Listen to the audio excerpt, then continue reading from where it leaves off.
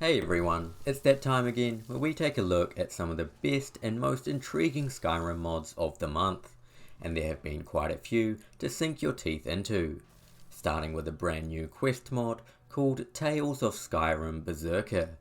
Usually I don't delve too deep into quest mods, but this one caught my eye with its unique premise featuring a brand new faction called Berserkers, who have the ability to transform into a werebear.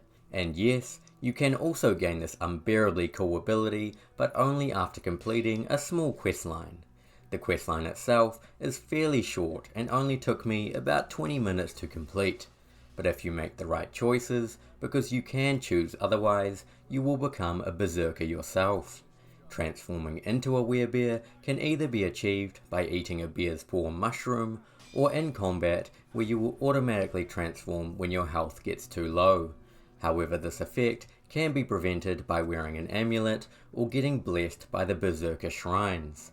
Once transformed, it's fairly similar to a werewolf, featuring powerful melee attacks and the ability to feed on dead bodies to regain health. It also comes with a perk tree where you can upgrade both your werebear and human forms with several perks.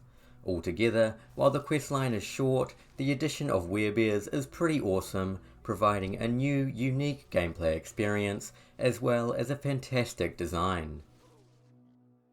Next, we have two new mods by Ryn that overhaul a couple of existing areas on the map. First is a massive overhaul of the iconic Lost Valley Redoubt location. This sprawling Forsworn fort is located on the side of a mountain in the Reach with a large cascading waterfall. Originally, this location was a little bare bones with a few structures spotted around, but with this overhaul, the whole area gets a huge revamp with more Nordic ruin architecture and fortified defences.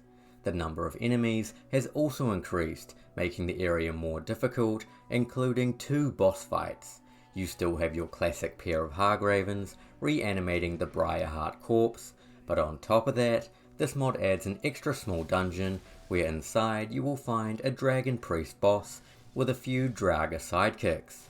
You will also be rewarded with a unique sword if you manage to defeat them all. Overall, this mod not only reworks the area, but adds some rewarding gameplay aspects, as well as making it a more complete location to explore. And the other Ryn mod is another reimagining of a key Forsworn stronghold called Broken Valley Redoubt.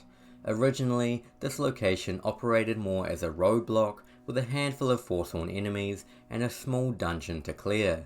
Now you will be greeted with a towering Forsworn fortress, complete with a bridge arching over the road to connect to each side.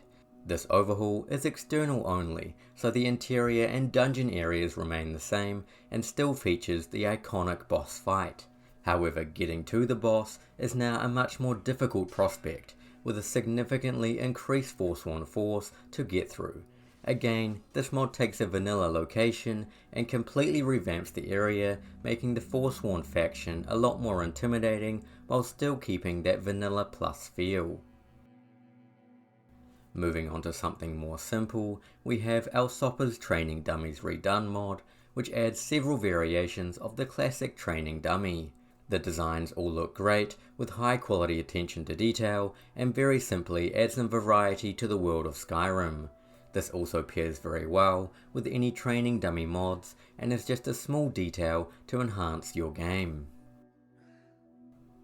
Another simple little mod that caught my attention is called Whiterun City Stone Walls, which provides an alternate texture for the walls around Whiterun.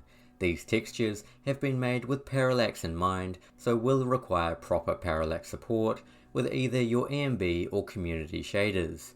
Overall though, these textures look great in game and provide a great enhancement over the vanilla textures or just a change in scenery. Next is a mod called JS Unique Utopia Rings, which will redesign all of the iconic and unique rings found around Skyrim, including the Ring of the Beast or Nightweaver's Band and many more. These are visual only and won't adjust any of the enchantments that they originally had. However, there is also a standalone version, which will also be linked down below, that includes unenchanted versions so you can make your own unique rings if you wish. Comparing between the vanilla and new version, these updated designs are stunning and provide a massive increase in detail for everyone to enjoy. Then we have the incredible Cabbage EMB, which technically has been around for a while but only got an official release on Nexus last month. This is definitely one of the best and most sought after EMB presets around today, and for very good reason. The visual transformation your game will receive when paired with this preset is second to none. Stunning landscapes, elegant vistas, and endless attention to detail are all there for you to enjoy. Really, the best thing I can say about this EMB is that you need to try it out for yourself and truly indulge in the Cabbage experience of Skyrim. Up next is a really cool new mod called Spirit Wolf Sprint. This shaman themed mod grants you a new power that will transform you into a spirit wolf when sprinting. The wolf form provides 50% increased movement speed and consumes 5 magicka per second when sprinting. Now I'll be honest, the animations when transforming in and out of the wolf form are a little janky, but if you are anything like me and not the biggest fan of travelling around Skyrim on horseback, I actually found this mod pretty decent. The increased speed and cool design, especially when running around at night, were top tier and fun to play around with, despite the rough edges. And lastly, because it was Halloween not too long ago, we have a little mod called Hollowjack Mount, which adds a Halloween themed mount to Skyrim for you to ride around on. The mount can be summoned from a conjuration spell similar to Avark, and I have to say, the design and execution of this beast are incredible. With a seemingly gentle but menacing demeanour, it's sure to strike fear in the hearts of your enemies. The colour especially looks amazing. Unfortunately, because it's based on the deer skeleton, the movement animations are a little bit wonky. Walking at a slower pace is fine, but when you start running, your character starts to bounce up and down at a worrying speed. The turning circle is also very large and really only lends itself well to open areas with lots of room, but getting past all that, the mod is still fun to use and great for some beautiful screenshots if nothing else. And that's all we have for today. Thank you for watching, and I hope you enjoyed. Also, just quickly, I will be running a casual screenshot competition with some small prizes in my Discord channel, so if you love taking some beautiful shots, feel free to join in. Otherwise, I will catch you again next time. Cheers.